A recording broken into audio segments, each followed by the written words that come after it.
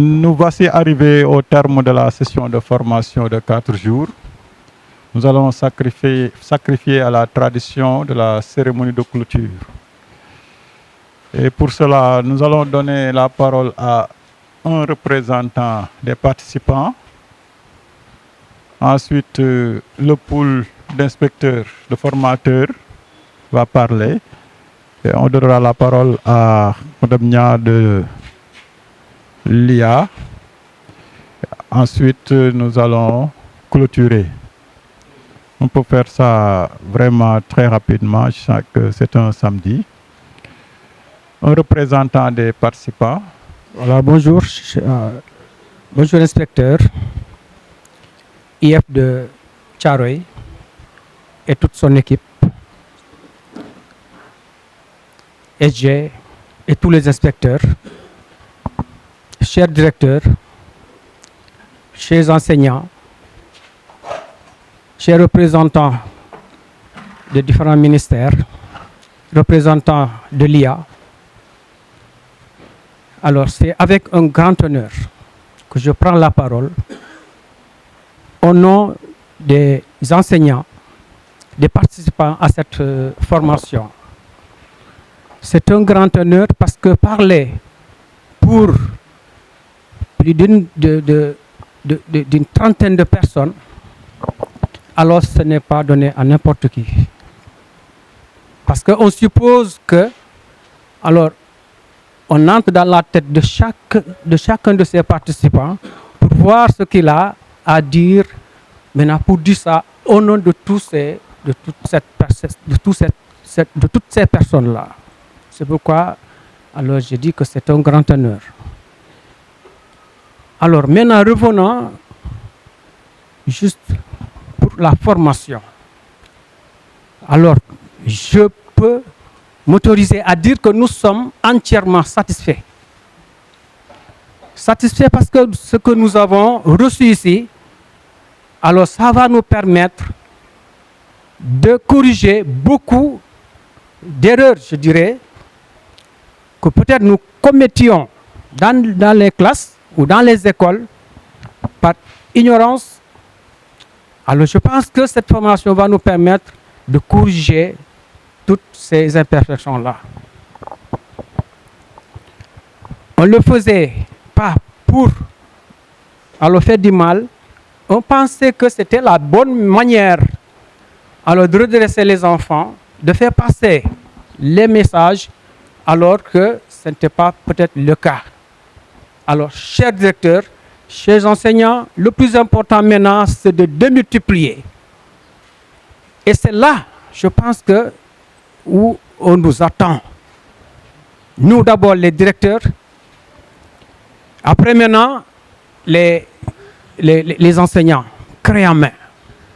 On ne peut pas faire vaquer autant de jours les classes et après, maintenant, laisser la chose comme ça à l'État. Ce n'est pas intéressant. À l'égard du corps de contrôle, nos supérieurs hiérarchiques, je pense qu'il y a eu d'autres formations de ce genre. On nous a demandé d'insérer alors des activités. Je parle du fiscal, du civisme fiscal. On a eu à trouver des disciplines d'accueil. On a inséré cela pour quelque temps. Mais est-ce qu'il y a eu ce suivi-là? Est-ce que ce suivi a continué? J'espère que pour cette fois-ci, ce suivi va continuer. Pas pour...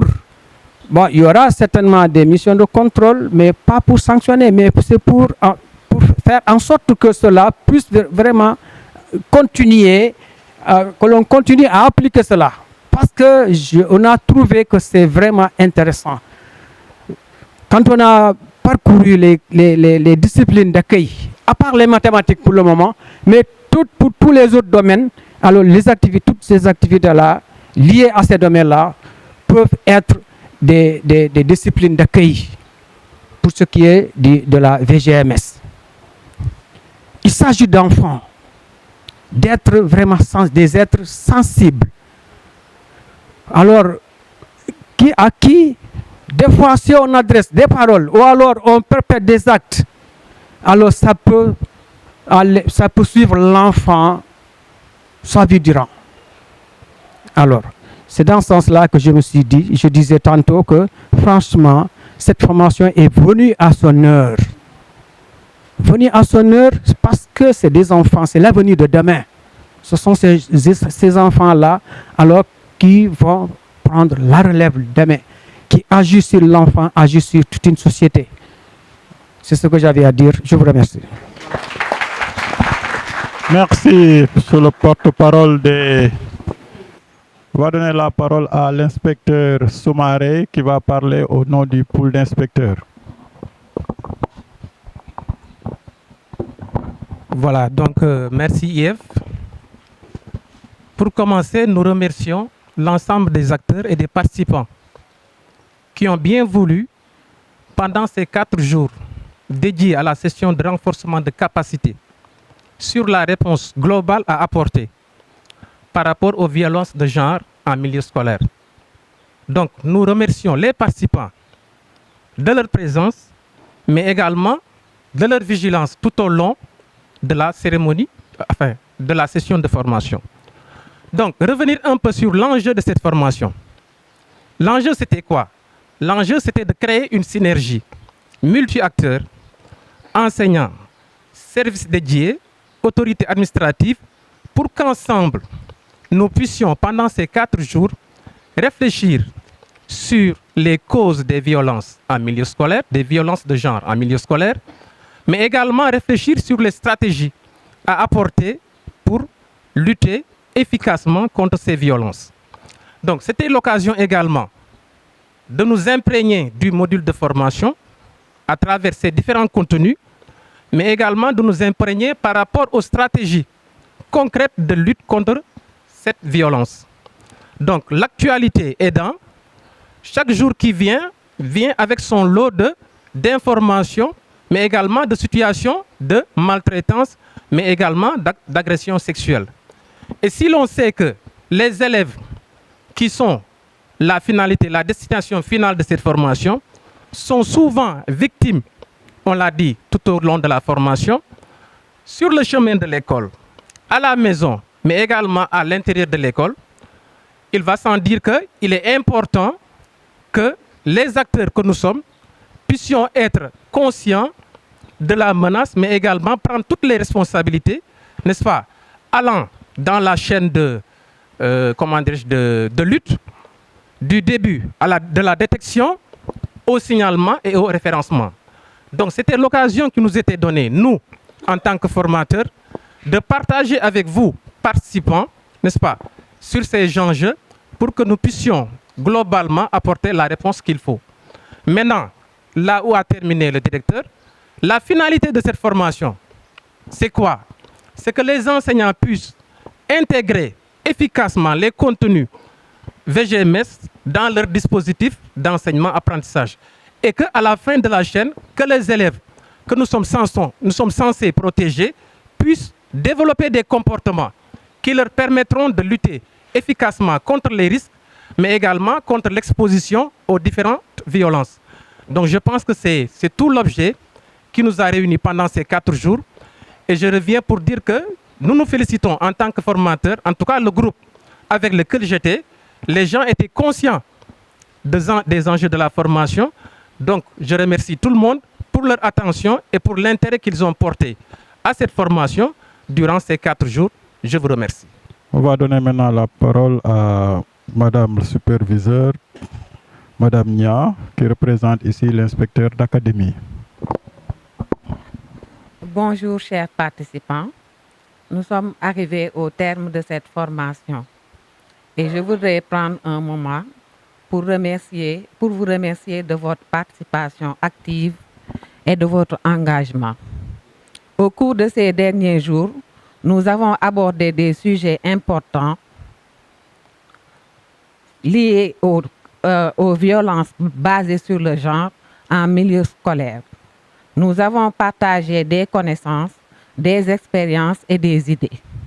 Et nous avons travaillé ensemble pour développer des compétences et des stratégies pour l'objectif de la formation.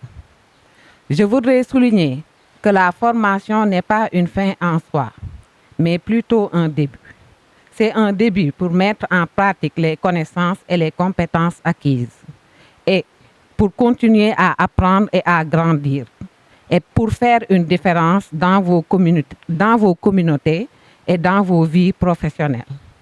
Avant de nous séparer, je voudrais vous rappeler que vous êtes tous des ambassadeurs de cette formation et de l'institution qui l'a organisée. Je vous encourage à partager vos connaissances et vos expériences avec vos collègues, vos amis et vos familles, et à continuer à promouvoir les valeurs et les principes que nous avons partagés. Enfin, je voudrais vous remercier l'IF de Thiaroye, le directeur de l'école et le gestionnaire de l'IF de Thiaroye pour la bonne organisation de cet événement.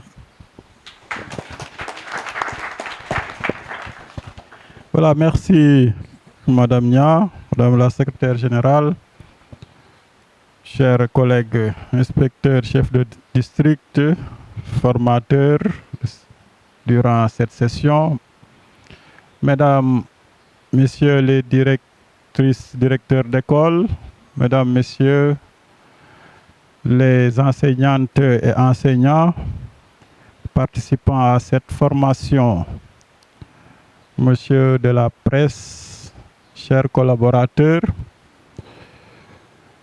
nous réitérons notre grâce à Allah, le prions de nous éclairer, de nous délier la langue, de guider, de raffermir nos faits et nos gestes afin qu'en permanence les propos que nous tiendrons soient intelligibles, que les idées que nous aurons soient intelligibles et que les actes que nous serons amenés à poser soient empreints de sagesse. À la suite de cela, je voudrais me féliciter pour la grâce qui nous a été accordée de mener à bon terme cette session de formation.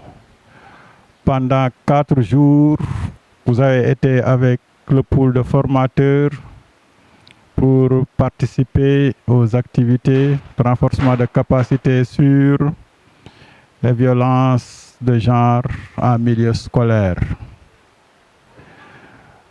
Nul doute que cette session a été profitable à chacune et à chacun d'entre vous. Les informations collectées, les expériences partagées, les exemples, les moments de gaieté partagés au cours des animations, tous ces moments-là constituent un enrichissement mutuel pour chacun d'entre vous. Parce qu'en réalité, nous sommes des acteurs clés du système en tant qu'enseignants.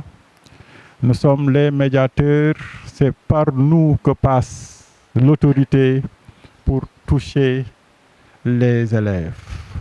Quand on veut cibler l'élève, on passe par l'enseignant. Donc vous comprendrez aisément les motivations d'une telle formation qui entre dans le cadre du renforcement de capacité pour permettre à l'enseignant d'être mieux outillé pour savoir par quel bout tenir chaque élève dans la classe. Parce que chaque élève a ses spécificités, venus d'horizons différents, baignant dans des milieux socio-culturels différents, issus de parents et d'entourages différents. Donc chaque élève vient avec sa spécificité.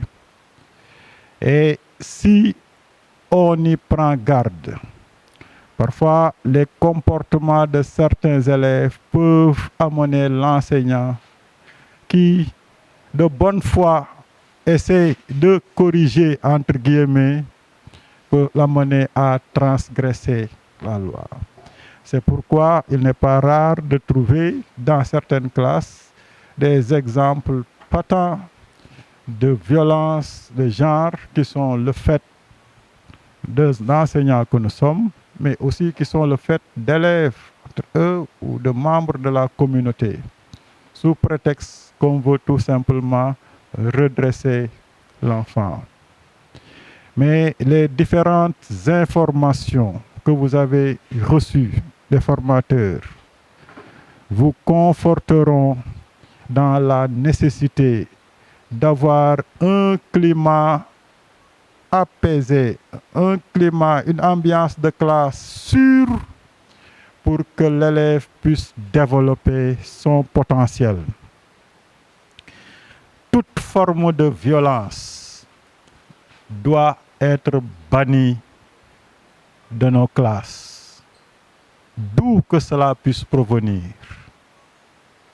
Et le législateur qui nous a formés, qui nous paye nos salaires, qui veut plus que tout le monde avoir les meilleurs résultats, c'est lui-même qui nous a mis en garde relativement aux violences physiques dans l'article 14 du décret 79-1165 en disant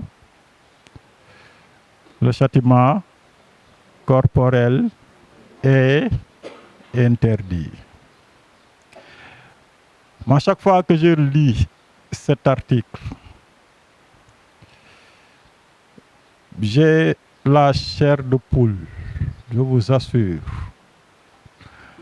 J'ai la chair de poule parce que je sais parfois ce qui se passe dans la classe. Les gens veulent tellement avoir de bons résultats parfois qu'ils en font trop.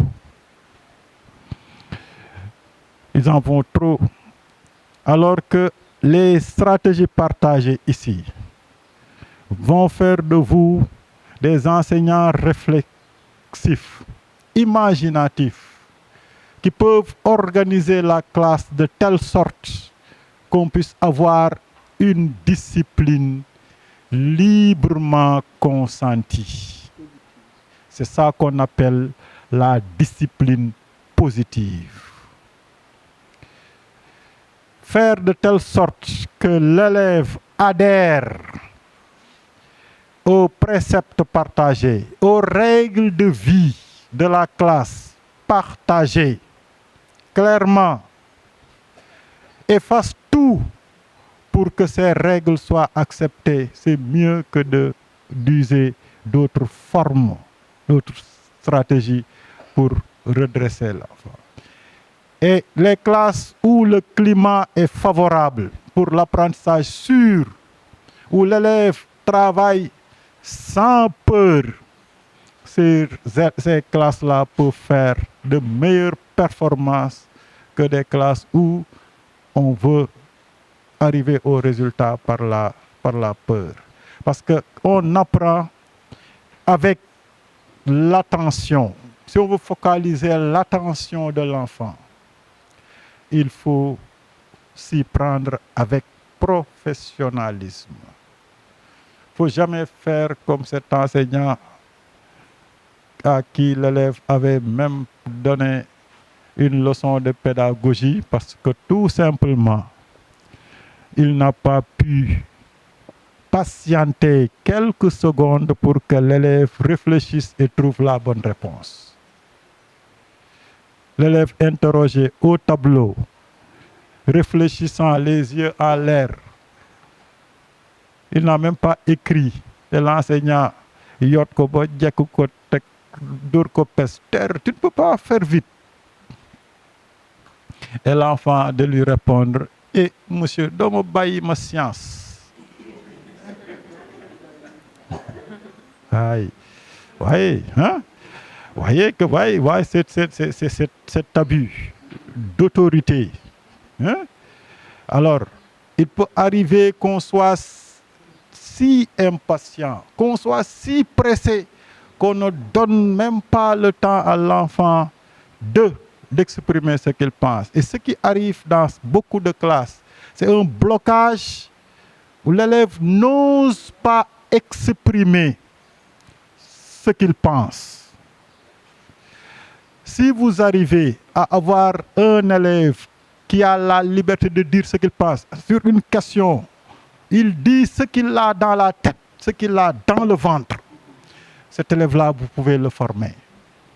Mais si l'élève hésite, parce que quand il donne une réponse, quand c'est une réponse erronée, bon, c'est une réaction négative parfois de la classe. Hein? Oui, oui. Ça pose problème. Vous devez tout faire pour que l'élève ait la liberté d'exprimer ses idées.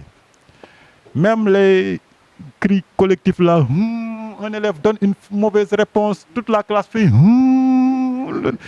même ça, un enseignant doit s'arrêter pour dire à la classe, il a la liberté de dire ce qu'il pense. Sinon, vous allez avoir des élèves qui n'oseront pas s'exprimer. Et quand un élève n'ose pas s'exprimer, il est inhibé. Et beaucoup d'élèves sont inhibés. C'est un blocage. Parfois, si on s'entretient avec eux, des professionnels s'entretiennent avec eux, ils se rendent compte que la source de leur blocage, ça peut être un incident auquel personne n'a fait attention. Et je vous assure, on peut en citer beaucoup, beaucoup dans les classes. Je sais qu'on vous en a cité beaucoup au cours de la formation. Et une histoire qu'un enseignant a vécue, qui m'a raconté, a dit, un de ses élèves dans l'école, il faisait partie des plus nuls de la classe, entre guillemets. Mais son déblocage est venu d'un événement. Un jour, le maître a ouvert la classe. Dugg génnaat. Fekk ngandam varan moo nekk ci biir classe bi. Xam ngeen varan? Bar, mbët bar, ngandam varan. Xale yi ku dugg génnaat. Nit ñi naan bar bi. C'est cet élève-là qui a fendu la foule.